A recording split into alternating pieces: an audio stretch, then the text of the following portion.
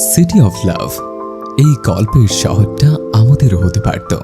মুঠোফোনের কর্কশ রিংটন হঠাৎই ঘরের ভারী নিরাপত্তাকে চিরে ফেলল। জ্যাকের আঙুলের চাপ একটু শিথিল হলো। ইভেলিনার চিবুক ছেড়ে সে ধীর ভঙ্গিতে সোজা হয়ে দাঁড়িয়ে অন্যদিকে চলে যায়। কিয়ৎকাল পর জ্যাক কথা শেষ করে ধীরে ধীরে তার দিকে এগিয়ে আসে। রাজস্থানী রমণী ঠোঁট কামড়ে ফিসফিস করে ওঠে। আমাকে আমাকে বাড়ি যেতে দিন প্লিজ।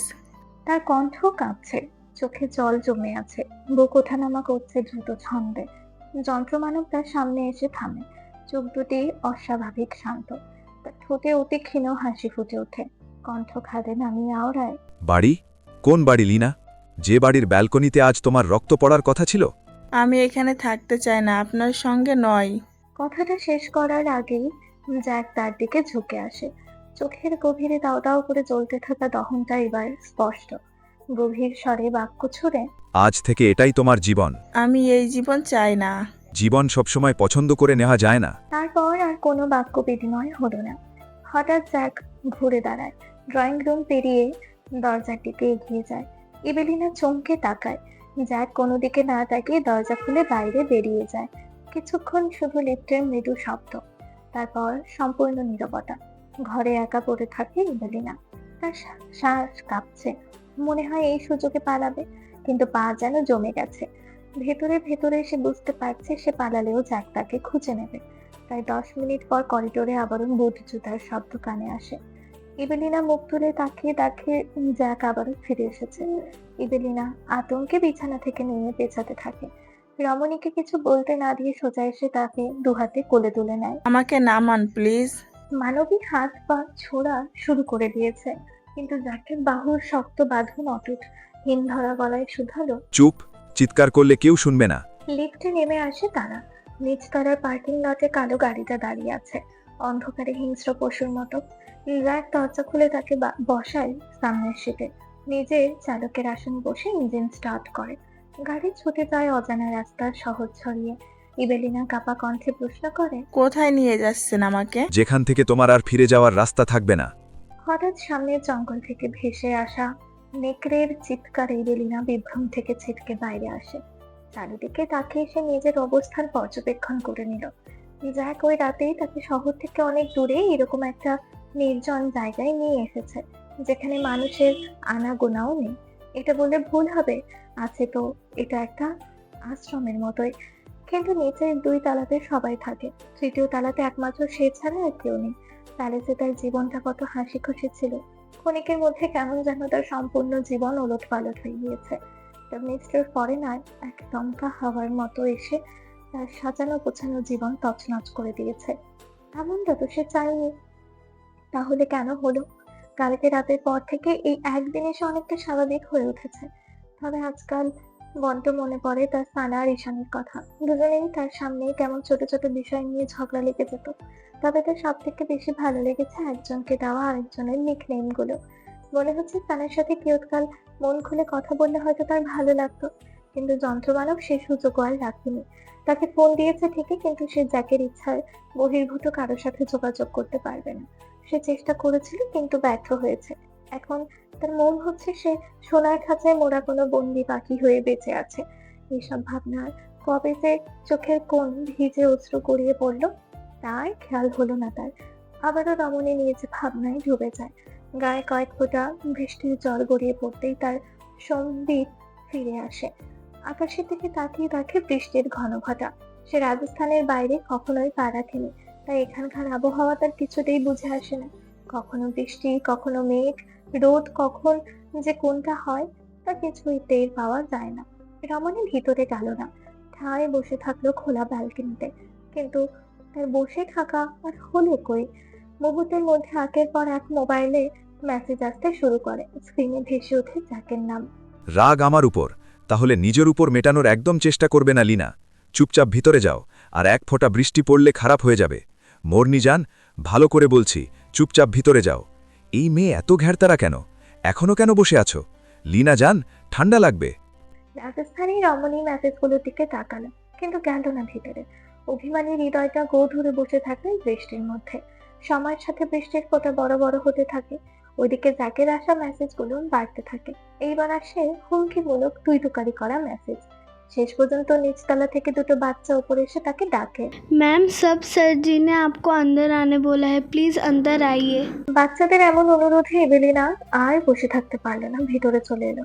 ততক্ষণে ঠান্ডা ও অসময় বৃষ্টিতে তার কাঁপুনি উঠে গেছে।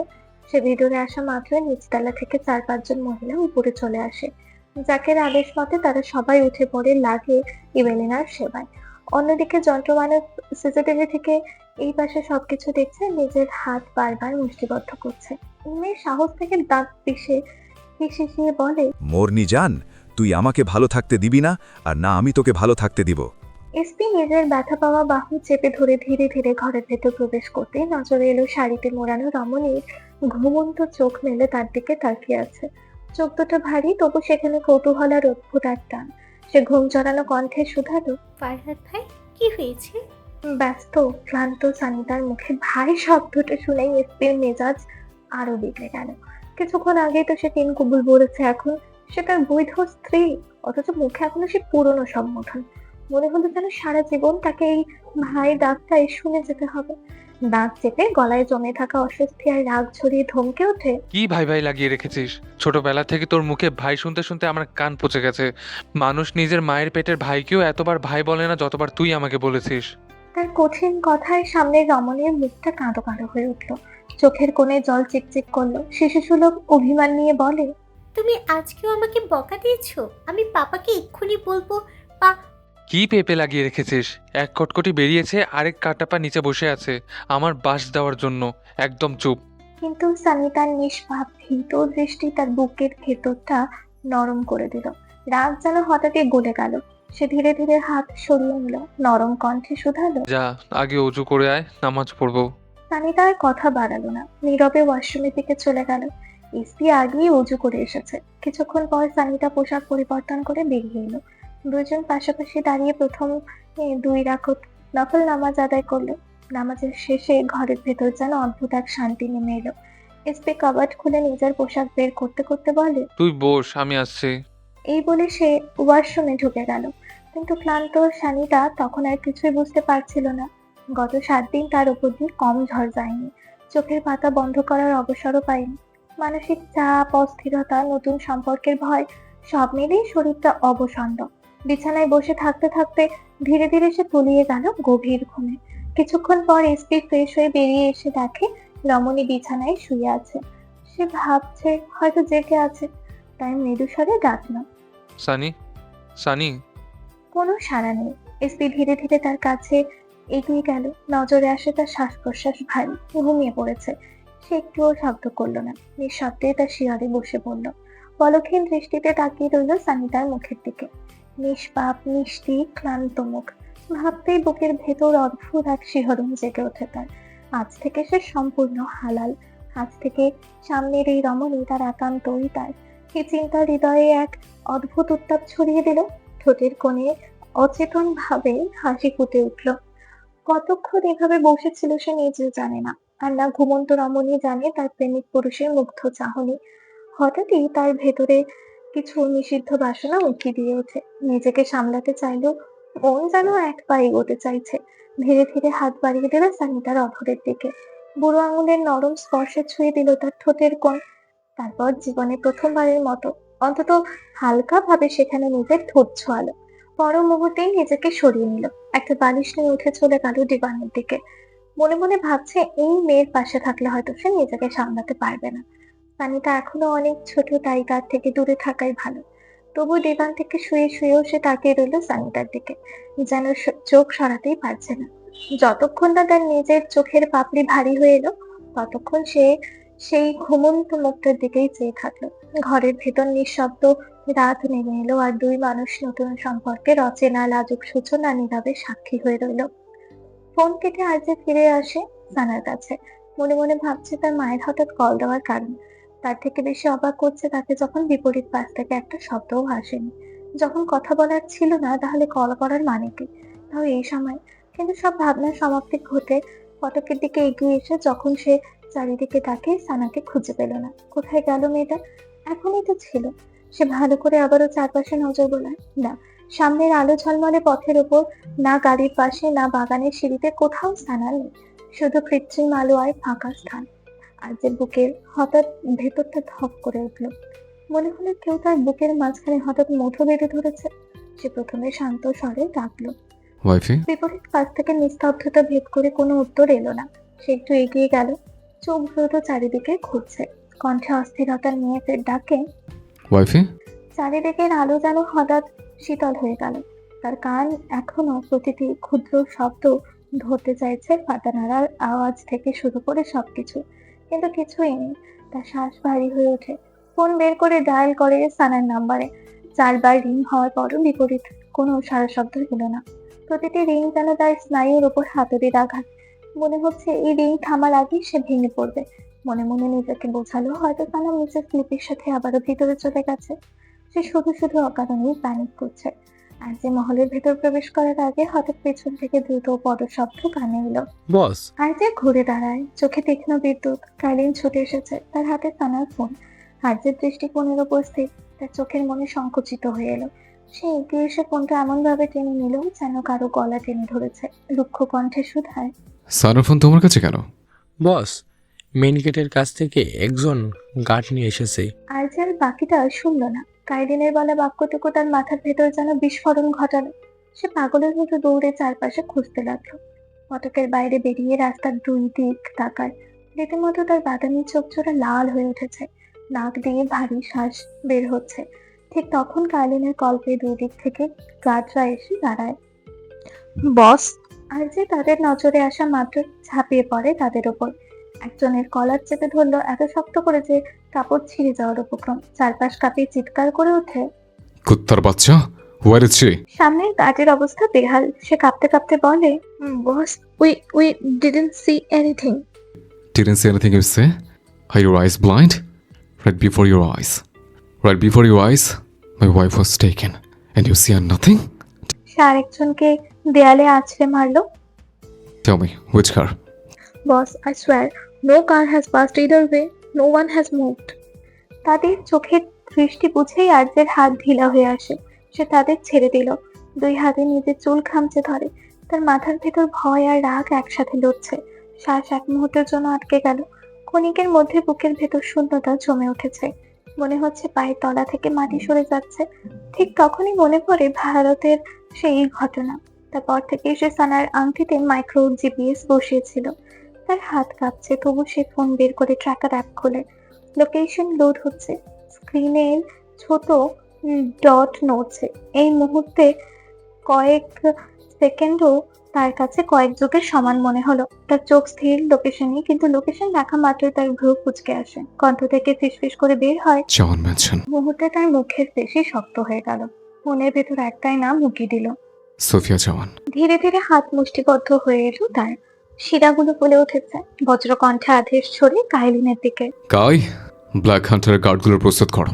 Full armed right now. কাইলিন ওকে বস বলে সামনে এগিয়ে যায়। আর যে ঠোঁট নাড়িয়ে বলে, এই প্রথমবার মিসেস সোফিয়া জাওয়ানের সামনে তার ছেলে দাঁড়াবে না, দাঁড়াবে সানার হাজব্যান্ড। দূরে ব্ল্যাক ম্যানশনের দানবের মতো লোহার গেটটা খুলে যায়। একটার পর একটা কালো এসইউভি এসে বের হতে থাকে। ইঞ্জিনের নিম্ন গর্জন, ওয়্যারলেসের শব্দ, লোড করা অস্ত্রের ক্লিক চারিদিকটা মুহূর্তে অস্থির করে তোলে। আর যে নিজের কালো বিএমডব্লিউতে উঠে বসে। স্টিয়ারিং চেপে ধরতেই তার মনে হলো সে কারো গলা চেপে ধরেছে। ইঞ্জিন স্টার্ট দেওয়ার সাথে সাথে গাড়ি পাগলা ঘোড়ার মতো ছুটে চলতে শুরু করে। রাস্তার আলো একে একে পিছিয়ে যাচ্ছে, স্পিডোমিটার সীমা ছাড়িয়ে গেছে। কিন্তু তার চোখ পলক ফেলছে না। তার মনের ভেতর একটাই চিন্তা, তার ওয়াইফই ঠিক আছে কিনা। এই চিন্তাটাই তাকে আরো বেশি উন্মাদ করে তুলছে। মনে মনে প্রতিজ্ঞা করে নিল, আজ যদি কানার চোখে এক ফোঁটা অশ্রু থাকে তাহলে জাওয়ান ম্যানশনের দেওয়াল রক্ত দেখবে। সে আর ছেলে নয়, সে আর উত্তরাধিকারী নয়, সে এক ক্রুদ্ধ স্বামী। কানার চেতনা ধীরে ধীরে ফিরে আসে কোনো গভীর অতল থেকে। মনে হচ্ছিল সে যেন দীর্ঘ সময়ে পানির নিচে ডুবেছিল, আর এখন মাথা তুলে নিঃশ্বাস নিতে চাইছে, কিন্তু ফুসফুসে বাতাস ঢুকছে না। তার চোখ দুটো প্রথমে ঝাপসা, চারিদিকে কেবল অস্পষ্ট কালো ছায়া, যেন পৃথিবী থেকে আলো মুছে দেওয়া হয়েছে। মাথার ভেতর প্রচন্ড ধুকপুকানি। কপালের দুই পাশে শিরা টনটন করছে। হিপনোটিজমের দীর্ঘস্থায়ী প্রভাব কাটতে কাটতে তার স্নায়ু যেন বিদীর্ণ হয়ে যাচ্ছে। সে চোখ পিটপিট করে তাকালো চারিদিকে। কোনো আলো নেই, দূরে কোথাও হয়তো এক ফোঁটা ক্ষীণ আলোর রেখা, কিন্তু তা এই কক্ষের ভেতর পৌঁছাচ্ছে না ঠিক মতো। তার শ্বাস ভারী, শরীর নাড়তে গিয়ে বুঝলো পা বাঁধল, হাত রুক্ষ দড়ি কবজির চামড়া ঘষে ক্ষত করে দিয়েছে। সে দেয়ালের সঙ্গে ঠেস দিয়ে মেঝেতে বসে আছে, মেঝে ঠান্ডা আর স্যাঁতস্যাঁতে। প্রথমে সে বুঝতে পারছিল না সে কোথায়, তারপর ধীরে ধীরে স্মৃতি স্পষ্টে সবকিছু পরিষ্কার হতে থাকে। সে ঝাঁকুনি দিয়ে উঠে বসতে চাইলো, কিন্তু বাধা পা তাকে থামিয়ে দিল। সে চিৎকার করে ডেকে ওঠে, রণবীর, রণবীর, রণবীর, এসপি, কাইলিন। প্রতিটি নাম উচ্চারণে তার গলা কেঁপে উঠছে, কিন্তু কোনো উত্তর নেই, শুধু নিস্তব্ধতা আর তার নিজের হাঁপুড়ের মতো ওঠানামা করার শ্বাসের শব্দ। ঠিক তখনই কানে আসে বুট জুতোর ভারী শব্দ, খট খট খট। অন্ধকার ছিঁড়ে দূরের ছায়া থেকে ধীরে ধীরে বেরিয়ে এলো এক অবয়ব। সে নীল চোখ দুটি অন্ধকারেও যেন জ্বলছে। মাস্টার, তার হাতে চকচকে একটি ধারালো খঞ্জর, ফিকে আলোয় তার ধার বিদ্যুৎ রেখার মতো ঝলসে উঠছে। মুহূর্তে কানার মনে পড়ে যায় তাকে। মাস্টার ধীরে ধীরে এগিয়ে এলো। সে কাছে এসে বসে পড়লো কানার সামনে। ড্রাগন ট্যাটু খচিত হাতখানা দিয়ে খঞ্জরটি দৃঢ়ভাবে চেপে ধরলো। ট্যাটুর আঁশগুলো মাংসপেশির টানে নড়ছে যেন জীবন্ত সরীসৃপ।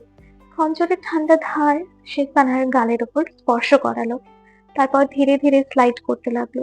শীতল ধাতুর স্পর্শে কানার শরীর কেঁপে ওঠে, কিন্তু সে চোখ নামালো না, তাকিয়ে থাকলো নির্বিকার দৃষ্টিতে। দাঁত খিচিয়ে বলে, কুত্তার সাহস থাকলে একবার আমার হাত খুলে দেখ, তারপর বুঝবি সানা কি জিনিস। মাস্কের আড়ালে মাস্টারের ঠোঁটের কোণে শীতল হাসি ফুটে ওঠে। কি করবে তুমি বেবি গার্ল?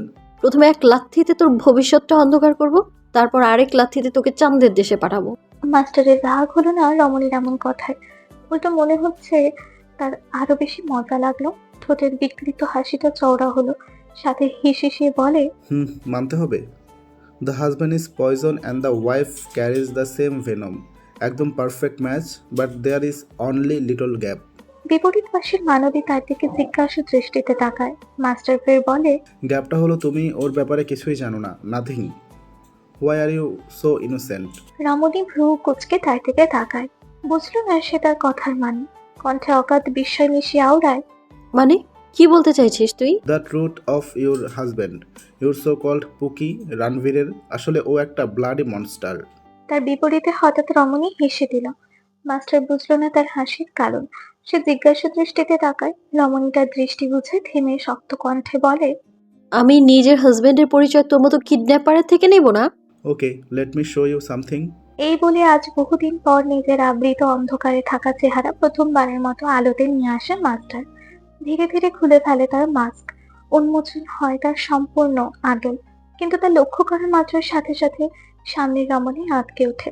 চমকিত নয়ন যুগল তাৎক্ষণিক খিচিয়ে বন্ধ করে নিল সে। রমণীর বুক দ্রুত ওঠানামা করছে, শ্বাস চলছে অত্যাধিক গতিতে। সামনে থাকা মাস্টারের তার মুখ ফিরিয়ে নেওয়া পছন্দ হলো না, তাই এক হাতে শক্ত করে রমণীর তুলতুলে চিবুক চেপে ধরে হিসিয়ে বলে, look at me baby girl, otherwise. রমণী ধীরে ধীরে নিজের চোখ খুলে তাকালো।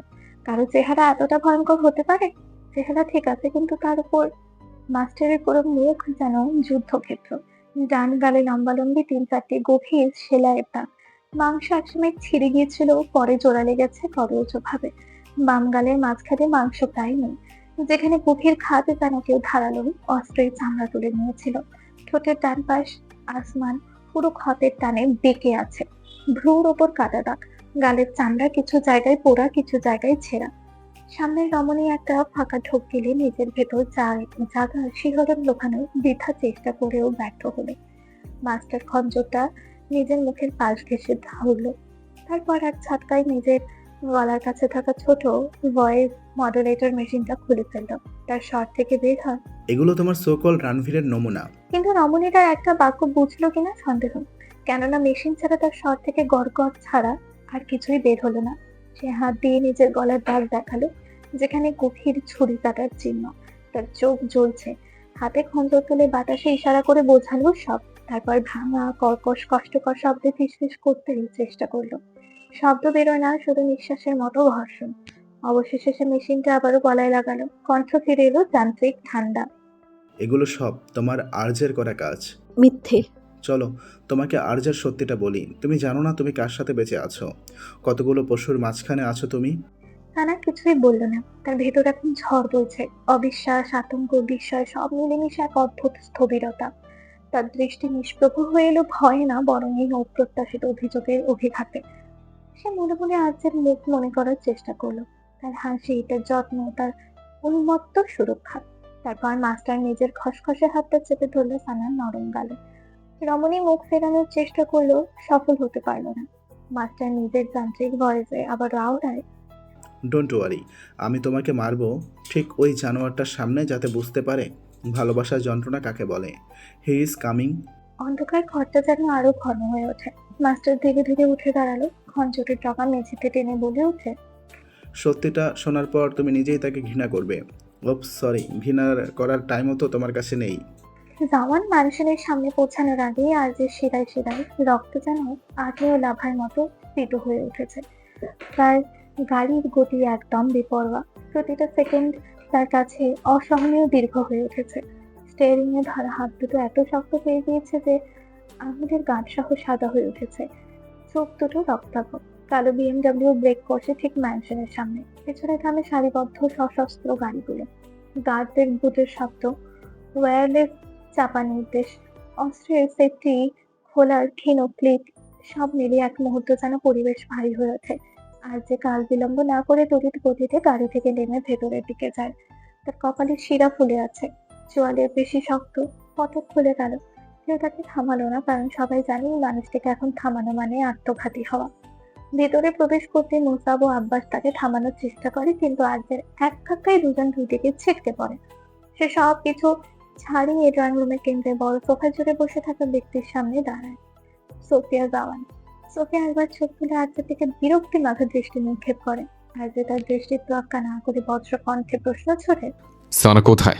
সোফিয়া কপালে ভাঁজ ফেলে শুধায়, তোমার ভদ্রতার দিন দিন কমছে। সোফিয়ার বলা বাক্যটি শেষ হতে না হতে আর্যের সংযম ভেঙে গেল। সে পাশের কাচের সেন্টার টেবিলে এক আঘাতে উল্টে দিল। কাঁচ ছিটকে চারিদিকে ছড়িয়ে পড়ে। এক ঝটকায় দেয়ালের পুরনো পিতলের প্রদীপ ছুঁড়ে মারলো মেঝেতে। শব্দে ঝালবাতির স্ফটিক কেঁপে ওঠে। সে গর্জে ওঠে, ডোন্ট ইউ ডেয়ার মম। তুমি আমার ছেলে, কিন্তু তোমার স্ত্রী আমার দুর্বলতা নাই। সোফিয়ার এমন গা ছাড়া ভাবে আর্যের যেন বছরের জমাটো আধা ক্ষোভ আজ বেরোবার পথ পেয়েছে। সে চিৎকার করে ওঠে, লোকেশন এখানে দেখাচ্ছে। আমার স্ত্রী কোথায়? সোফিয়া একটুও চমকালো না, বরং ধীর পায়ে সোফায় বসলেন। আমি তাকে কিডন্যাপ করিনি। আর্য তীক্ষ্ণ হেসে ওঠে ভয়ঙ্কর ভাবে। দন্তপাটি পিষে আওড়ায়, mom, don't play games with me. তুমি ছাড়া কার সাহস আছে? সোফিয়ার চোখে এবার হালকা কঠোরতা ফুটে ওঠে। কাল রাতে আমাদের মধ্যে একটি চুক্তি হয়েছিল। তুমি তোমার সমস্ত সম্পত্তি আমার নামে হস্তান্তর করেছ। বিনিময়ে আমি তোমার স্ত্রীর দিকে হাত বাড়াবো না, এটাই শর্ত ছিল। তুমি যখন শর্ত পূরণ করেছো, আমি কেন কথা ভাঙবো? বাক্যটুকু শ্রবণেন্দ্রিয় হতেই আর্যের বুকের ভেতরটা মোচড় দিয়ে ওঠে। হ্যাঁ, সে করেছে। কাল রাতে সানাকে রেখে সোফিয়ার কাছে এসেছিল, আর সবকিছুর অধিকে সানাকে বেছে নিয়েছে। প্রতিটি নথিতে সই করেছে। নিজের পরিশ্রম, নিজের উত্তরাধিকার সব ছেড়ে দিয়েছে। সম্পূর্ণ জেবিতে তার কোনো অধিকার থাকবে না, না জাওয়ানদের সয় সম্পত্তিতে তার অধিকার থাকবে। তার আর সোফিয়ার পথ সম্পূর্ণ আলাদা থাকবে। এক রাতেই সে তার সাম্রাজ্য ছেড়ে দিয়েছে, কারণ তার কাছে সম্পত্তি তুচ্ছ। সানার নিরাপত্তাই একমাত্র সত্য। সোফিয়া ফের বরফ শীতল কণ্ঠে শুধালো, আমি যখন শর্ত পূরণ করেছি, তখন আমি কেন কথা ভাঙবো? তোমার আবেগ তোমার অন্ধ করেছে। এক মুহূর্তের জন্য আর্যের চোখে সংশয় ঝলকে উঠল। তার মা ক্ষমতার খেলোয়াড়, তিনি প্রতিশোধ নেন, কিন্তু চুক্তি ভাঙেন না। ঠিক তখন কাইলিন দ্রুত এগিয়ে আসে আর্যের দিকে। বস, আর্যে ঘুরে তাকায়। তার চোখের তীক্ষ্ণতা দেখে কাইলিন এক সেকেন্ড থমকায়, নিচু স্বরে বলে, ম্যামের লোকেশন বারবার চেঞ্জ হচ্ছে। কয়েক সেকেন্ড পর পর। এটা স্ট্যাটিক নয়, কেউ ইচ্ছে করে সিগন্যাল স্পু করেছে আমাদের এখানে টেনে আনার জন্য। আর্যে তৎক্ষণিক বুঝতে পারে এটা ডাইভার্সন। তাকে এখানে ব্যস্ত রাখা হয়েছে, আর আসল জায়গা অন্য কোথাও। তার হাত মুষ্টিবদ্ধ হয়ে এলো, নখের চাপের দাগ তালুতে দেবে গেছে। ঠিক তখনই আর্যের ফোনে একটা মেসেজ আসে। আর্যের স্ক্রিনে তাকিয়ে দেখে অজানা নাম্বার। একটি মাত্র বার্তা, Come alone, the old forest. If you're late, you'll find a dead body. এক মুহূর্তে আজকে শিরা জমে গেল। তার চোখ স্থির হয়ে গেল সেই শব্দে, ডেড বডি। তার ভেতরে হারানোর ভয় এক মুহূর্তের জন্য মাথা ছাড়া দিয়ে ওঠে। তারপর সঙ্গে সঙ্গে তার রূপ নিল উন্মত্ততায়। সে ফোন শক্ত করে মুঠোয় ধরে সোফিয়ার দিকে তাকায়। যদি এটা আপনার খেলা হয়, আজকের পর এই মেয়ের নামও থাকবে না। আমি যদি খেলি তুমি বুঝতেও পারবে না। এই বাক্যটুকু তার রক্তে আরো আগুন ঢেলে দিল। সে গর্জে ওঠে, কেউ আমাকে ফলো করবে না। যা কোথায়? বস, এয়ারপোর্টে আমার মনে হচ্ছে এটা track. I don't fucking care. এই বলে আর কোনো দিকে না তাকিয়ে আর্চে দ্রুত বেরিয়ে গেল। পেছনে কাঁচতে উৎকণ্ঠা, ভাঙা কাচের উপর বুটের শব্দ, সবকিছু ছাড়িয়ে গাড়িতে উঠে দরজা বন্ধ করতেই 1 সেকেন্ডের জন্য সে মাথা স্টেরিং এ ঠাকায়। তার শ্বাস ভারী, চোখ বন্ধ করে ফিসফিস করে আওড়ায়, হোল্ড অন মাই লাভ। বাইরে রাত আরো ঘন হয়েছে। হেডলাইট জ্বলে উঠতেই অন্ধকার ছিন্ন হয়ে যায়। গাড়ি ছুটতে শুরু করে উন্মত্ত ঘোড়ার ন্যায়। দুনিয়ায় অন্ধকার জগতের একটি অলিখিত নিয়ম আছে। শয়তান কখনো একা জন্মায় না, তার পেছনে থাকে ক্ষমতা, রাজনীতি, রক্ত আর অসীম বিকৃতি। 90 দশকের শেষ দিকে পাশ্চাত্যের দেশগুলোতে একটা নাম বিশেষ আলোচনায় উঠে আসে, ডক্টর লরেন্স স্টিফেন। এক রহস্যময়ী মানব ছিল সে, যার সত্যিটা আজ পর্যন্ত কেউ আবিষ্কার করতে পারেনি। সে খুব দ্রুত মানুষের মধ্যে নিজ নামের খ্যাতি গড়ে তুলেছিল। তার একটা স্লোগান লোকমুখে জয় জয়কার ধ্বনি তোলে, তা হলো মানবতায় সভ্যতার সোপান। সে সবার কাছে মানবতার ফেরিয়ালা নামে খ্যাতি কামাতে শুরু করে। বিভিন্ন প্রচারণা ও গণমাধ্যমগুলোতে তার মানবিকতার চিত্র ভেসে ওঠে অসংখ্য। সেই মানবতাকে সমৃদ্ধ করতে সে গড়ে তোলে দ্য বেস্ট অরা নামক সংস্থা। বাইরে এটা ছিল মানব কল্যাণমূলক আন্তর্জাতিক সংস্থা। তারা গরিবদের চিকিৎসা সহায়তা দিত, মেডিকেল ক্যাম্প করত, যুদ্ধ বিধ্বস্ত অঞ্চলে ফান্ড পাঠাতো। বিশ্বের ধনী ব্যবসায়ী, রাজনীতিবিদ, শিল্পপতি, অভিনেতা অনেকেই এই সংস্থার গোপন সদস্য ছিল। সেই আন্তর্জাতিক সংস্থাগুলোর সঙ্গে কাজ করত, মানবাধিকার সম্মেলনে বক্তৃতা দিত।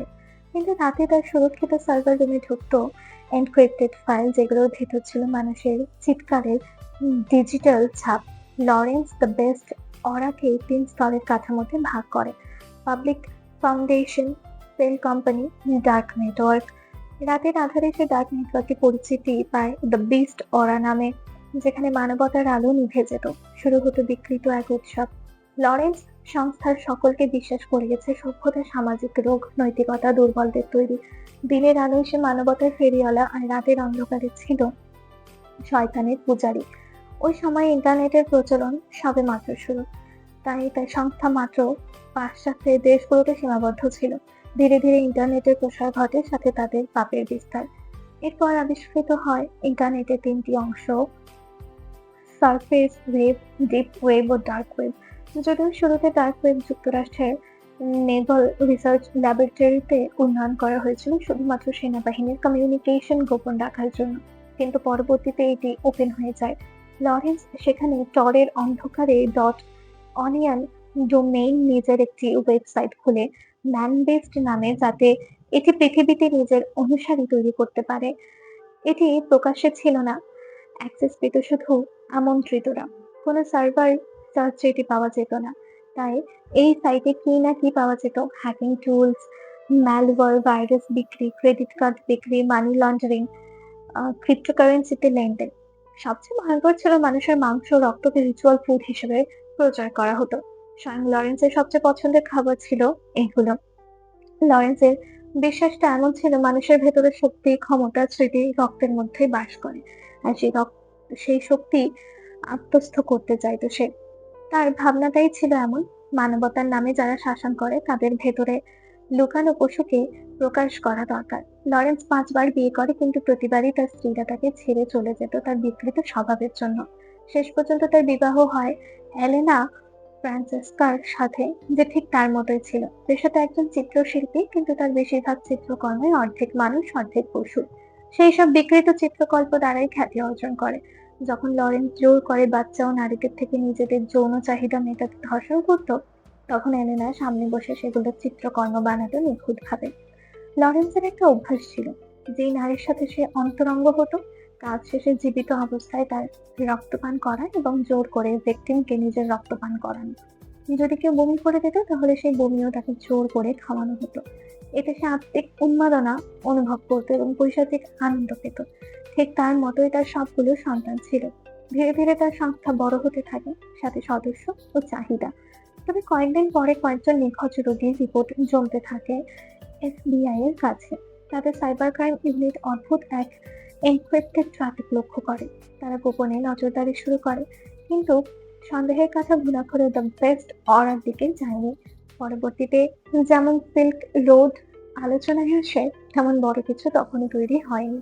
তাই লরেন্সের সাইট ম্যানবেস্ট ছিল প্রাথমিক অন্ধকার বৃত্তের একটি। একদিন হঠাৎ লরেন্সের মাথায় একটা ভূত চাপে। সে ডার্ক ওয়েবের সাইটটিকে পৃথিবীতে সামনে নিয়ে আসবে। মানে যেসব কাজ সে রাতের আঁধারে করতো সেগুলো দিনের আলোয় করবে। সে সবাইকে বিশ্বাস করাবে সভ্যতা একটি মুখোশ, মানুষ আসলে জন্মগতভাবে হিংস্র, শুধু আইন নীতি আর ভদ্রতার আবরণ ছিঁড়ে ফেলতে আর মানুষ তার সামনে নত হবে। শুরু হয় তার আর এক বিকৃত খেলা। তার গোপন গবেষণাগারে শুরু হয় জেনেটিক ও নিউরাল রিগ্রেশন প্রজেক্ট। সে তৈরি করলো এক যৌগ যার নাম দেয় ম্যান বেস্ট। তার বিশ্বাস ছিল এটি মানুষকে তার আসল সত্তা ফিরিয়ে দেবে, কিন্তু বাস্তবতা ছিল ভিন্ন। এটি মানুষের মস্তিষ্কে পুড়িয়ে দিত, চেতনাকে ভেঙে ফেলতো, ব্যক্তিত্বকে ধ্বংস করে দিত সম্পূর্ণভাবে। শুরুতে এক্সপেরিমেন্টের জন্য সে বেছে নেয় শিশুদের।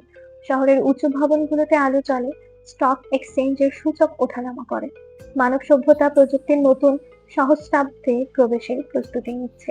ঠিক সেই সভ্যতার নিচে গলির অন্ধকারে একের পর এক শিশু হারিয়ে যেতে থাকে। শুরুতে কম সংখ্যা হলেও ধীরে ধীরে তা বাড়তে থাকে। সংবাদ মাধ্যমগুলোতে সামান্য খবর হয়, কারণ যারা নিখোঁজ হতো তারা ছিল সমাজের প্রান্তিক সন্তান, আর যারা নিখোঁজ করছিল তারা ছিল সমাজের মূল হোতা। নিখোঁজ হওয়া শিশুদের পরিবার পুলিশের রিপোর্ট লিখতো, কান্নাকাটি করতো, কিন্তু পরদিন তারা স্বেচ্ছায় সেই রিপোর্ট ফিরিয়ে নিত আর তাদের কোনোদিনও খুঁজে পাওয়া যেত না। এদিকে লরেন্সের ল্যাবে এই ড্রাগস প্রয়োগের ফলে হাজার হাজার শিশুর মৃত্যু হয়, কারণ এই ড্রাগস মানব দেহে প্রবেশের সাথে সাথে মস্তিষ্ক অতিরিক্ত চাপে ফেটে যেত এবং তার নাক মুখ দিয়ে বেরিয়ে আসতো। লরেন্স সকল এইজের বাচ্চাদের উপর এটি প্রয়োগ করে।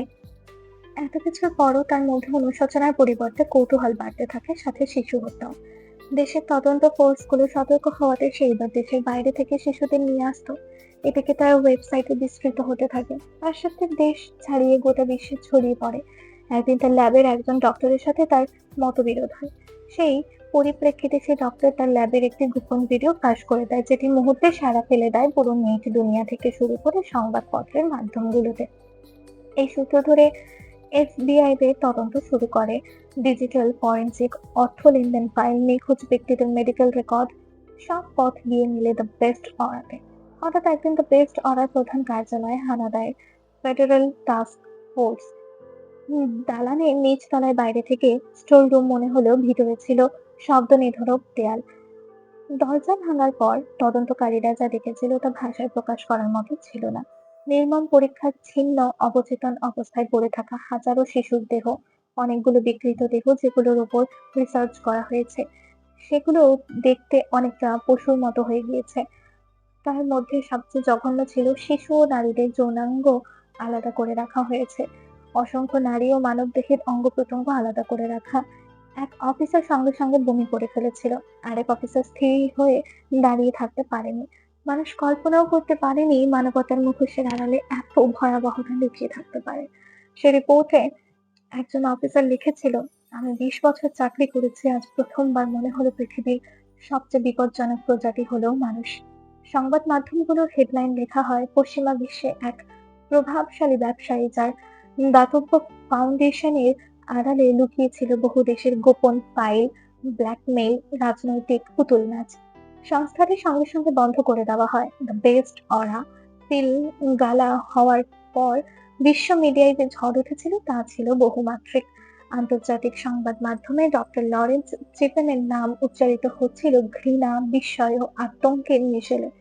এই সংস্থার সাথে জড়িত অনেককে অ্যারেস্ট করা হয়, কিন্তু ক্ষমতার খেলায় একটি নিয়ম আছে, যার হাতে টাকা আছে তার জন্য সীমান্ত কেবল একটি রেখা। আর লরেন্স নিজের প্রভাব খাটিয়ে পালিয়ে যায় তার পরিবার সহ। তার সংস্থা বন্ধ হলেও সেই ওয়েবসাইট এখনো খোলা, যার কথা সকলের অজানাই রয়ে গেছে। লরেন্স প্রথমে ভারতে আসে, তারপর সেখান থেকে পাকিস্তান। সে নিজের নাম, পরিচয় সবকিছু পরিবর্তন করে, শুধু মানসিকতা ছাড়া।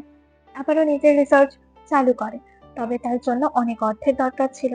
তার জন্য সে ধনাঢ্য পরিবারের গৃহবধূ উমেরা দুরানিকে বিয়ে করে। উমেরার আগের একজন সন্তান ছিল যার নাম ছিল সোফিয়া জামান। লরেন্স মানুষকে খুব সহজে ম্যানিপুলেট করতে পারত। সে কিভাবে বিবাহ করেছে উমেরাকে সেটা একমাত্র সোফিয়া ছাড়া কেউ জানে না।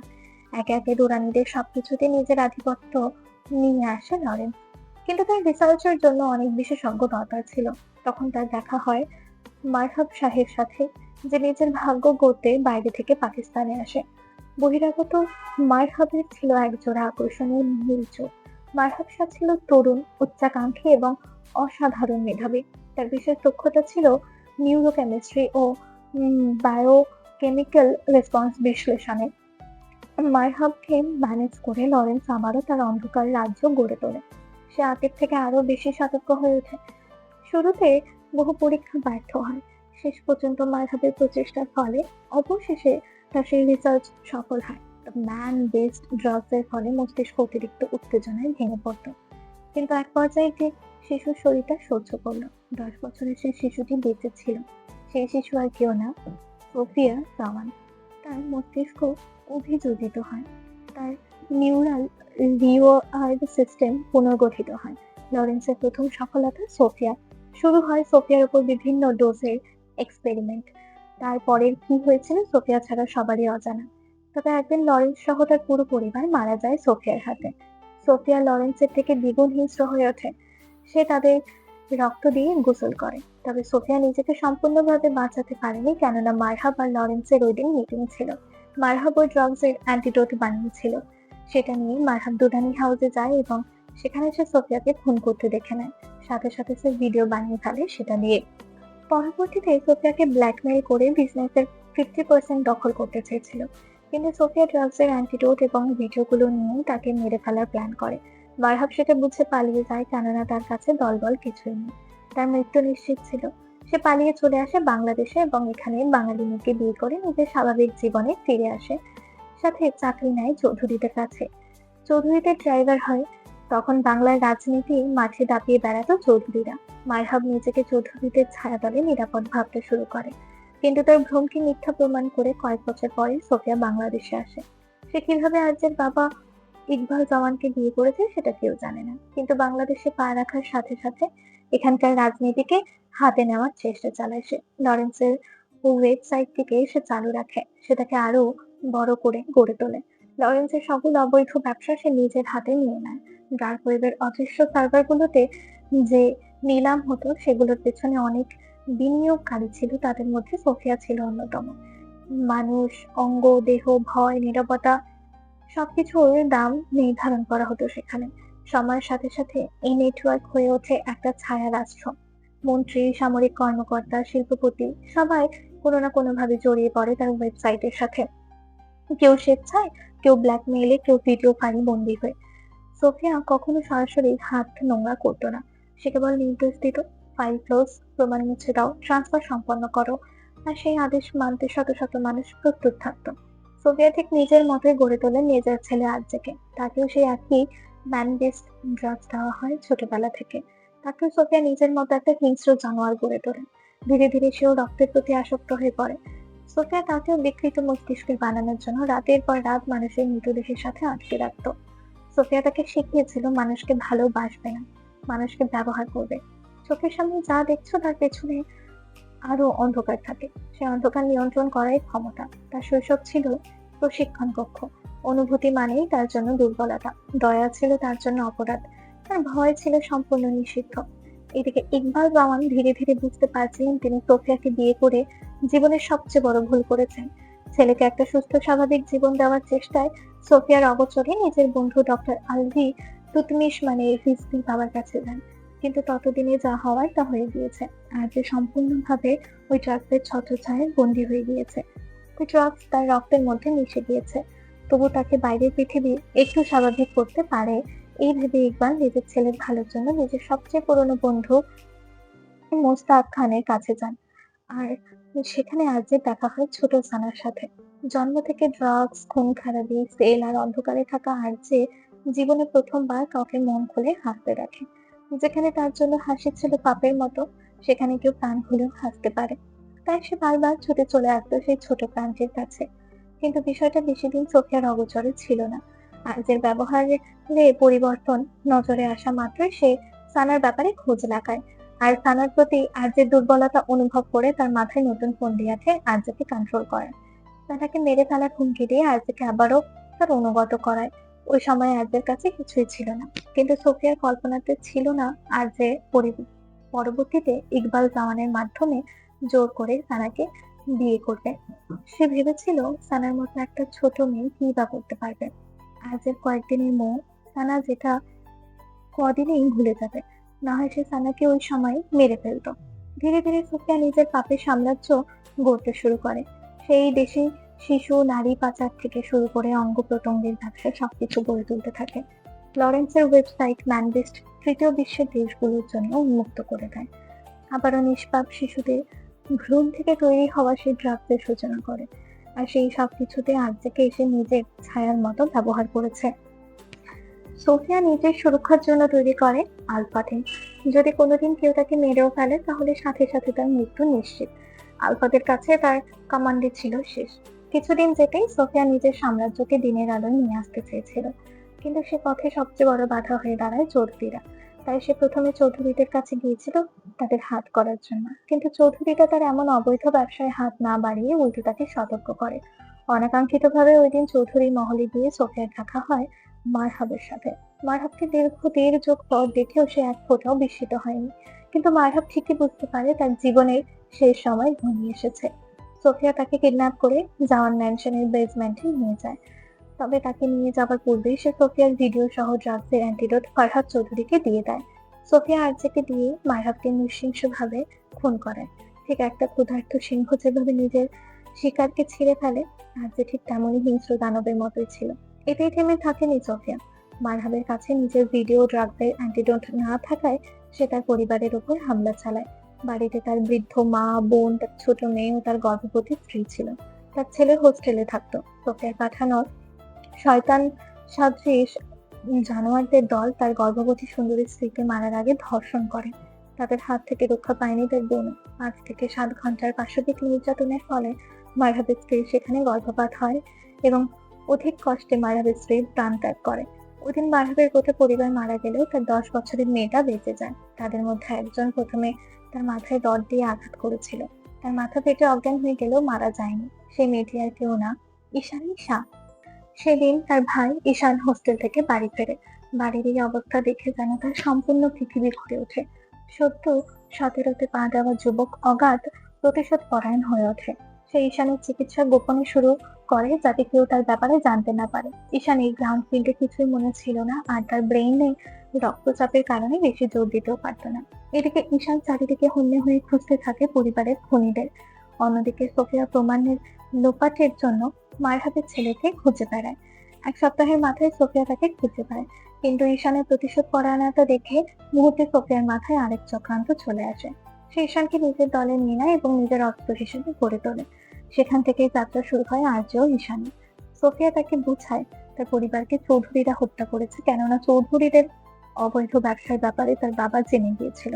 নীল চোখের বোকা ঈশানটাও সোফিয়ার কথা বিশ্বাস করতে শুরু করে। ওইদিকে সোফিয়া নিজের ভিডিওর সন্ধানে তল্লাশি চালায় সব দিক থেকে, কেননা এমন ভিডিও ফাঁস হলে তার অস্তিত্ব সংকটের মধ্যে পড়ে যাবে। আর ঠিক সেই মুহূর্তে ফাহাদ চৌধুরী একটা বড় ভুল করে বসে। তো সোফিয়ার ভিডিও ক্লিপটা নিয়ে এসপি সাজেদুল হকের কাছে যায়। সাজেদুল হক সেই ভিডিও পাওয়া মাত্রই সোফিয়াকে অ্যারেস্ট করার পরিবর্তে তার সাথে হাত মিলিয়ে নেয় এবং তার বিজনেসের 10% পরিবর্তে নিজের ঈমান বিক্রি করে দেয়। এই ভুলটাই যথেষ্ট ছিল চৌধুরীদের ধ্বংসের জন্য। সোফিয়া জানে চৌধুরীদের শেষ করা এতটা সহজ হবে না, তাই সে তাদের নিজের বিজনেসে যুক্ত হওয়ার অফার করে। আজাদ চৌধুরী কিছুতেই রাজি হয়নি, বরং তাকে ভরা মজলিসে অপমান করে চৌধুরী মহল থেকে বের করে দিয়েছিলেন।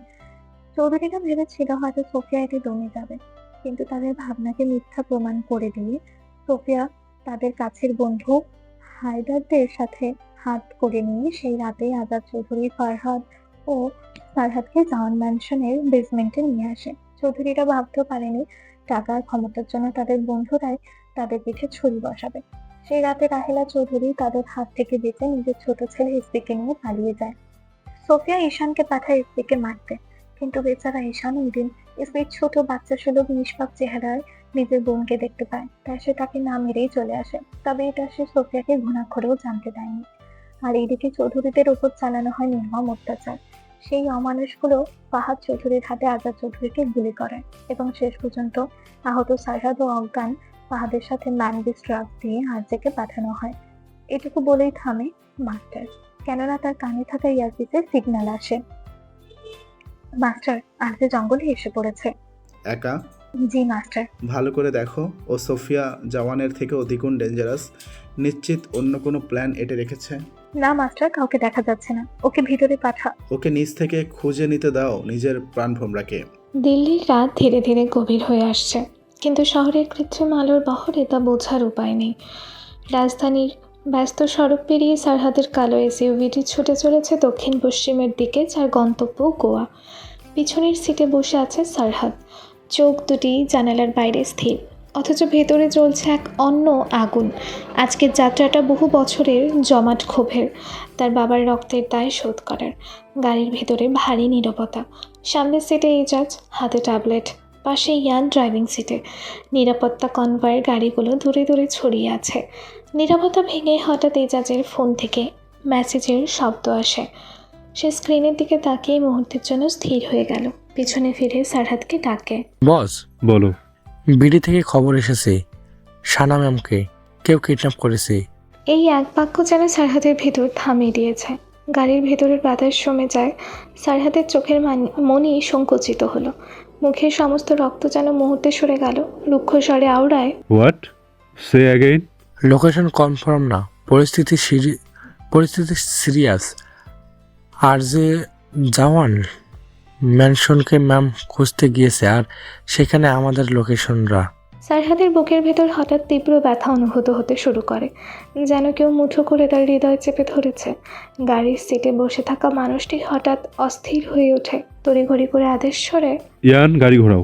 বস, আমরা তো। আমি বলেছি ঘোরাও। সারহাদের আদেশ মতে ইয়ান গাড়ি ঘোরায়। পেছনের কনভয় বিশৃঙ্খল হয়ে ওঠে। এজাজ শান্ত স্বরে বলল, বস, আগে কনফার্ম করি, আপনি এখন রনি হায়দারের। সারহাদ তার দিকে তাকালো এমন দৃষ্টিতে যে বাক্য শেষ করার সাহস পেল না সে। সারহাদ দন্তপাটি পিষে বলে, সালাম আগে, তারপর সবকিছু। তার এমন বাক্যের বিপরীতে আর কিছু বলার থাকে না কারণ। ইয়ান দ্রুত এয়ারপোর্টের দিকে গাড়ি চালাতে শুরু করে। সারহাদ ফের বলে, ইয়ান, প্রাইভেট জেট রেডি রাখো এক্ষুনি। জি বস। গাড়ির গতি বেড়ে গেল। রাস্তার আলো দ্রুত পেছনে সরে যাচ্ছে। দিল্লির রাতের শহর ধীরে ধীরে অন্ধকারে ঢেকে যাচ্ছে, সাথে সারহাদের হৃদয়ও। আরেকবার অন্ধকারের হাতছানিগুলো মাথাচাড়া দিয়ে উঠছে তার, কিন্তু এই মুহূর্তে সংযম হারানো যাবে না। সারহাদ ধীরে সিটে মাথাটা এলিয়ে নিয়ে ফিসফিস করে আওড়ায়, তুমি জানো না সানাম, তোমার নামেই আমার রক্তের ঝড় থেমে যায়। পৃথিবীর সব যুদ্ধ তোমার এক ফোঁটা অশ্রুর কাছে তুচ্ছ। অন্ধকার এলে আমি আগুন হব, ভয় এলে তোমার নিঃশ্বাস। তুমি অন্য কারোর হয়ে বেঁচে থেকো, আমি মৃত্যু ভেঙে তোমার কাছে পৌঁছে যাব, শুধু এক পলক দেখার জন্য হলেও। মাস্টার এক পলক পাশের রমণীর দিকে তাকিয়ে ফের বলতে শুরু করে, সেই ডার্ক সেলে কি হয়েছিল আর যার সারহাদ ছাড়া কেউই তার প্রকৃত সত্য জানে না। সেই সেলের দেয়ালগুলো শব্দ শোষণ করার জন্য বিশেষভাবে তৈরি ছিল, সাউন্ড ডেপেন্ডেন্ট কংক্রিট, যাতে চিৎকার কখনো বাইরের জগতে পৌঁছাতে না পারে। তবে একদিন পর সবার অগোচরে ইকবাল জাওয়ান সারহাদকে সেখান থেকে বাইরে নিয়ে আসে, আহত, রক্তাক্ত, প্রায় অচেতন অবস্থায়। পরবর্তীতে ইকবাল জাওয়ান সারহাদকে তার পরিবারের কাছে ফিরিয়ে দেয়, কোনো চিহ্ন রাখে না। এই ঘটনা সোফিয়া জানতো না। সোফিয়া অনেক দিন সারহাদকে হন্যে হয়ে খুঁজেছে। তার নেটওয়ার্ক, তার গুপ্তচর, তার অন্ধকার যোগাযোগ সব ব্যবহার করেও সে কোনো সূত্র পায়নি। এদিকে সারহাদ নিজের বাপ দাদার খুনিদের বিরুদ্ধে প্রতিশোধ পরায়ণ হয়ে ওঠে। সেই জেদ ধরে সে ইতালি গিয়ে জয়েন করে ড্যানিয়েলের গ্লোবাল গ্রুপটা। ড্যানিয়েল ছিল ইতালিয়ান মাফিয়াদের গডফাদার, এমন একজন মানুষ যার নাম উচ্চারণ করাও অনেকের কাছে মৃত্যুর সমান ঝুঁকি।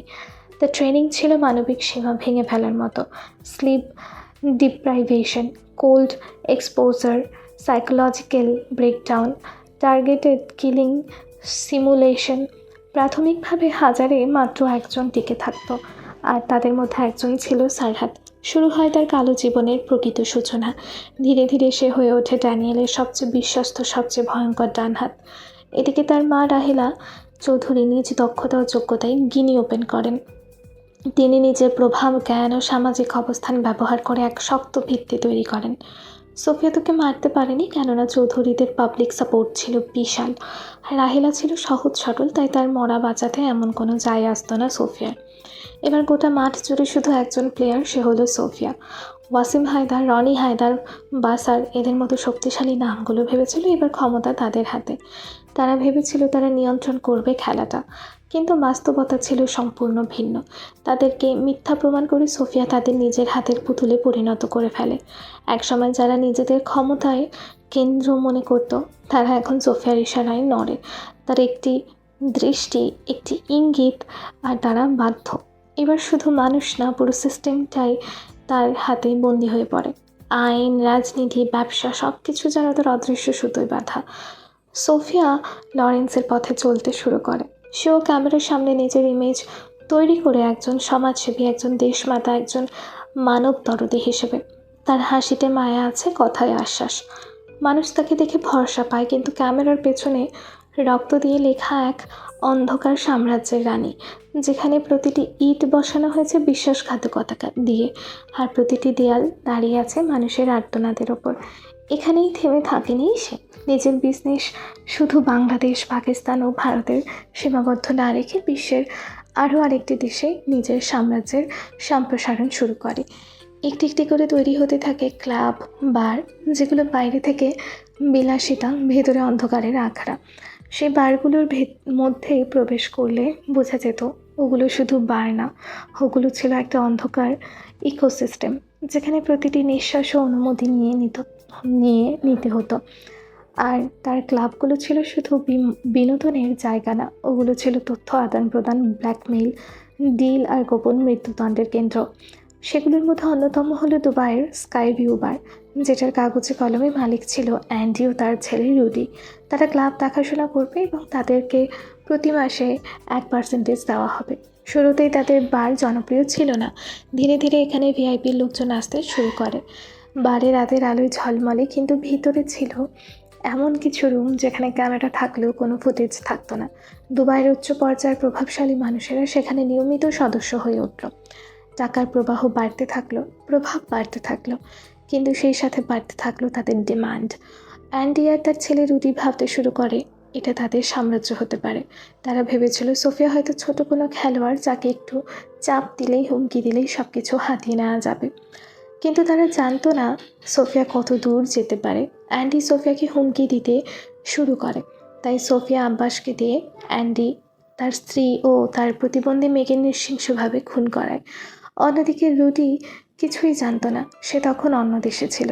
ফিরে এসে সে ভেবেছিল সোফিয়া শুধু একজন সাধারণ খেলোয়াড়, আর সোফিয়া তাকে ছাড় দিয়েছিল কারণ রুডির মাথা ঠান্ডা, তীক্ষ্ণ বুদ্ধি সম্পন্ন, সে কাজে লাগাতে পারে।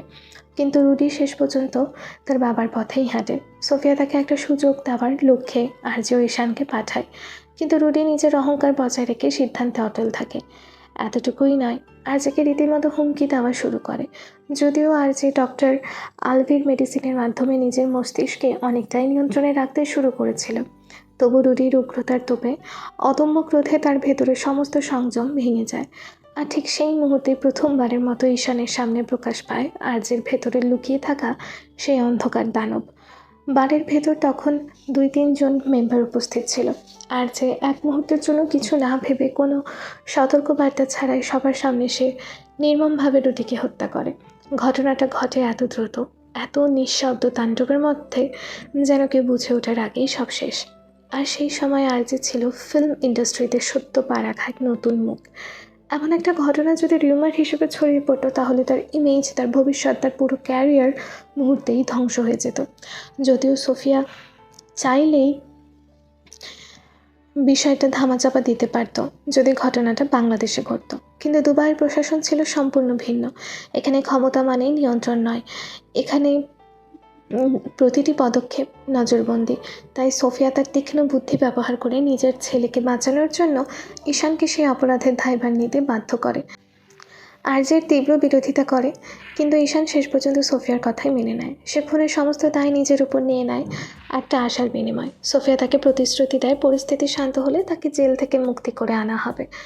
ঈশান সেই আশায় বিশ্বাস করেছিল, কিন্তু তার এই আত্মত্যাগের পেছনে ছিল আরেকটি গভীর কারণ, তার বোনের চিকিৎসা। ঈশানের চিকিৎসার জন্য প্রয়োজন ছিল বিপুল পরিমাণ অর্থ, আর সেই পরিমাণ অর্থই দিয়েছিল আরজে। আর ঈশানের চিকিৎসা, ডাক্তার দেখানো সব কিছুর দায়িত্ব ছিল রিজভি। হঠাৎ একদিন ঈশানকে বাংলাদেশে নিয়ে আসা হয়। সে ভেবেছিল এবার হয়তো সে মুক্তি পাবে, কিন্তু বাস্তবতা আবারও তাকে নির্মমভাবে ভুল প্রমাণ করে। সোফিয়া সাজিদুল হকের সাহায্যে আরজেকে ম্যান বেসড ড্রাগস দিয়ে মুসাবের সাথে পাঠায়। তারপর যা হওয়ার তা হয়। কিন্তু এই গল্পটা শুধু ক্ষমতার না, এটা এক ভয়ঙ্কর মনস্তত্ত্বের। সোফিয়া শুধু মানুষকে নিয়ন্ত্রণ করতো না, সে তাদের ভাঙতো, গড়তো আর নিজেদের ইচ্ছা মতো পুনর্গঠন করতো। তার কাছে মানুষ ছিল আবেগহীন দাবার খুঁটি, যেখানে প্রয়োজন সেখানে বলি। অন্ধকারের এই খেলায় কেউই নির্দোষ না। কারো হাতে রক্ত, কারো মাথায় পরিকল্পনা, কারো ভেতরে জমে থাকা প্রতিশোধ। হঠাৎ মাস্টারের ইয়ারপিসে গুলির শব্দ আসে। সে থেমে যায়, ধীরে ঘাড় ঘুরিয়ে পাশে বসে থাকা রমণীর দিকে তাকায় তার প্রতিক্রিয়া পর্যবেক্ষণ করার জন্য। নজরে আসে ক্রন্দনরত রমণীকে, যে নিথর মূর্তির ন্যায় বসে আছে। না, সে হেঁচকি তুলে কাঁদছে না, সে কোনো শব্দ করে কাঁদছে না, শুধু অঝোর ধারায় তার চোখের পানি ঝরছে। তার মুখভঙ্গি পড়া অসম্ভব, তার ভেতরে কি চলছে তা বোঝার কোনো উপায় নেই। মাস্টার তার বিকৃত ভয়ঙ্কর চেহারায় একগাল হাসি ছড়িয়ে দিয়ে ধীরে বলে ওঠে, now do you believe me, he is a bloody beast. বিপরীত পাশ থেকে কি কোনো প্রত্যুত্তর এসেছে? না, সে এখনও নিষ্প্রাণ, স্থির, নিস্তব্ধ। না সে কিছু বলছে, না কোথাও তাকাচ্ছে। তার ভেতর হয়তো ঝড় বইছে, কিন্তু বাইরে সব কিছু মৃতের মতো শান্ত। হয়তো সে কখনো কল্পনাও করতে পারেনি আরজের ভেতর এত বড়, এত অন্ধকার সত্য লুকিয়ে আছে। কিন্তু বাস্তবতা সবসময় কল্পনার চেয়েও বেশি নিষ্ঠুর। জঙ্গলের ভেতর তখন এক অদ্ভুত নিস্তব্ধতা বিরাজ করছে। চারিদিকে শুধু শুকনো পাতার গন্ধ, ভেজা মাটির কুয়াশা আর অন্ধকারের গাঢ় আবরণ। এগুলোর মধ্যে আরজে হন্যে হয়ে ছুটে বেড়াচ্ছে। তার পায়ের নিচে চাপা পড়ে শুকনো পাতাগুলো কর্কর শব্দ তুলছে। এটা সেই জঙ্গল যেখানে সেদিন আরজে ও সারহাদ মাস্টারের পেছনে এসেছিল। কিন্তু এখানে সানা তো দূর, কোনো মানুষেরও আনাগোনা নেই। আরজের গলা ফেটে বের হয় রমণীর নাম। সানা, ওয়াইফি। কিন্তু প্রতিধ্বনি ছাড়া কিছুই ফিরে আসছে না। তার বুকের ভেতর যেন ঝড় বইছে, শ্বাস ভারী হয়ে উঠছে, সাথে কপালের শিরা ফুলে উঠেছে। সে দাঁতে দাঁত চেপে ফিসফিস করে ওঠে, Damn it, my love, where are you? তার চোখ পাগলের মতো চারিদিকে ছুটছে। সে দ্রুত হাঁটছে তো কখনো দৌড়াচ্ছে। ঝোপ সরিয়ে কাটা গায়ে লেগে রক্ত বেরোলে খেয়াল নেই তার। প্রতিটি সেকেন্ড যেন তাকে উন্মাদ করে তুলছে। ঠিক তখনই তার কানে আসে শুকনো পাতার ওপর পায়ের শব্দ, খসখস। খুব হালকা ছিল আওয়াজ, কিন্তু আরজের প্রশিক্ষণ কান সেটা ধরে ফেলে। সে ঘুরে দাঁড়াতে এক সেকেন্ডও নিল না। বিপরীত পাশের ছায়ামূর্তি বুঝে ওঠার আগেই ঠাস। আর যে লোড করা গান থেকে গুলি গিয়ে লাগে সেই ব্যক্তির পায়ে। সে চিৎকার করে মাটিতে লুটিয়ে পড়ে। আর যে বজ্রগতিতে ছুটে গিয়ে তাকে কলার ধরে টেনে তোলে। গর্জে ওঠে সে, আমার ওয়াইফ কোথায়? মারবেন না, আমি জানি। একটা ভুল কথা বলবি, এখানে কবর করে ফেলবো তোর। লোকটি কাঁপতে কাঁপতে আঙুল তুলে সামনে দেখায়। সামনের দিকে জঙ্গলের গভীরে আগাছায় থাকা অর্ধভাঙা একটি পুরনো কবর। বাইরে থেকে দেখলে মনে হবে বহু বছর আগেই পরিত্যক্ত। পাথরের ফলকে শ্যাওলা জমে আছে, নাম মুছে গেছে। চারপাশে কাটা ঝোপ, অপার্থিব নীরবতা। কোনো সাধারণ মানুষ কখনো ভাববে না এই কবরের ভেতর জীবন্ত সাম্রাজ্য থাকতে পারে। এজন্যই সেদিন জ্যাক কাউকে খুঁজে পায়নি। লোকটি কবরের পাথরের একটি অংশে চাপ দিতে গুপ্তযন্ত্রের মতো ভারী পাথর সরে গেল। নিচে অন্ধকার সিঁড়ি। লোকটি কাঁপা কণ্ঠে বলে, ওখানে ওখানে নিচে। বাক্য সম্পন্ন করার আগেই আরজের গলিতে মস্তিষ্ক এপার ওপার হয়ে যায়। আরজ এক মুহূর্ত দেরি না করে নিচে নেমে যায়। ভেতরে ঢুকতেই চারিদিকে বাতাস বদলে গেল। একটি স্যাঁতস্যাঁতে ঠান্ডা শ্বাসরুদ্ধকর পরিবেশ। হালকা হলুদ আলো জ্বলছে দেয়ালের কোণে কোণে। পথ সরু, দেয়ালে অদ্ভুত দাগ, মনে হয় বহু বছরের গোপন চলাচলের চিহ্ন। হঠাৎ চারিদিক থেকে কতগুলো লোক এসে তাকে ঘিরে ফেলে। সবাই একই পোশাক, একই মুখোশ। চেনার কোনো উপায় নেই কে কি। আরজের হাত থেকে অস্ত্র ছিনিয়ে নেওয়া হয়। তার কোমর, পকেট সব খালি করে ফেলা হয়। শেষে তার দুই হাতে ঠান্ডা লোহার হ্যান্ডকাফ পরিয়ে দেওয়া হয়। আর যে তাতে দাঁত চেপে সবটা সহ্য করে নিল, কেননা এখন সানা তাদের কাছে। তার একটা ভুল সানার জীবনের জন্য ঝুঁকি হতে পারে। যেটা সে নিজের জীবনের বিনিময়েও করবে না। তবে একবার সানাকে পেলে তাদের কাউকেই ছাড়বে না সে। তাকে ঠেলে ঠেলে নিয়ে যাওয়া হয় অন্ধকার করিডোর দিয়ে। চারপাশে অদ্ভুত নীরবতা, শুধু বুটের শব্দ আর মাঝে মাঝে দূরের কোনো যন্ত্রের গুঞ্জন। দেয়ালে পুরনো ইট, কোথাও কোথাও আধুনিক প্রযুক্তির ছাপ, ক্যামেরা, সেন্সর। মৃতদেহের কবরের নিচে জীবন্ত অপরাধের সাম্রাজ্য। তাকে একটি ভারী দরজার সামনে এনে থামানো হলো। দরজা খুলতেই ভেতরে অল্প আলো, একটি বিশাল কক্ষ। তাকে ভেতরে ঢুকিয়ে তারা সরে দাঁড়ায়, আর যে তীক্ষ্ণ দৃষ্টি বোলায় সারা কক্ষে। নজরে আসে কক্ষের কেন্দ্রে একটি চেয়ারে বসে আছে কেউ উল্টো ঘুরে। পিঠে দেখা যাচ্ছে লম্বা কোট, প্রশস্ত কাঁধ, মাথা সামান্য ঝুঁকে। সামনের মানব শীতল হেসে নিজের ইলেকট্রনিক ভয়েসে বাক্য ছড়ে, ওয়েলকাম আরজে, জেবি কিং আর ব্ল্যাক হান্টার, কি নামে ডাকবো তোকে? এদিকে আর্যের চোখ রক্তবর্ণ হয়ে উঠেছে। সে দাঁতে দাঁত চেপে বলে, আমার স্ত্রী কোথায়? কুত্তার বাচ্চা কোথায় রেখেছিস ওকে? চেয়ারটা ধীরে ধীরে ঘুরতে থাকে। চেয়ারে বসা মাস্টার সামনে ফিরে আসে, হঠাৎ অট্টহাসি দিয়ে বলে, এত তাড়াহুড়া কেন আরজে? গল্প তো এখনই শুরু হলো। ধীরে ধীরে সে হাত তুলে নিজের মুখের মাস্কে আঙুল রাখলো। একটানে সেটাকে খুলে ফেলে দিল মেঝেতে। আলো সরাসরি পড়ল তার মুখে। আর্যের চোখ এক মুহূর্তের জন্য স্থির হয়ে যায়। তার চোখ বিস্ফোরিত। পর মুহূর্তে তার মুঠো শক্ত হয়ে ওঠে। শিকলের ধাতব শব্দ কক্ষে প্রতিধ্বনিত হয়। ঠোঁট থেকে বের হয় শুধু একটি মাত্র শব্দ, তুই? এই যে শুনছো মাই প্রিয় শ্রোতা বন্ধুরা, তোমরা শুনছো সিটি অফ লাভ প্রেরিত প্রেমে সিক্ত গল্প। আর আমাদের সাথে পথ চলতে do like, comments and share. আর সাবস্ক্রাইব করতে কিন্তু একদম ভুলবে না। টাটা।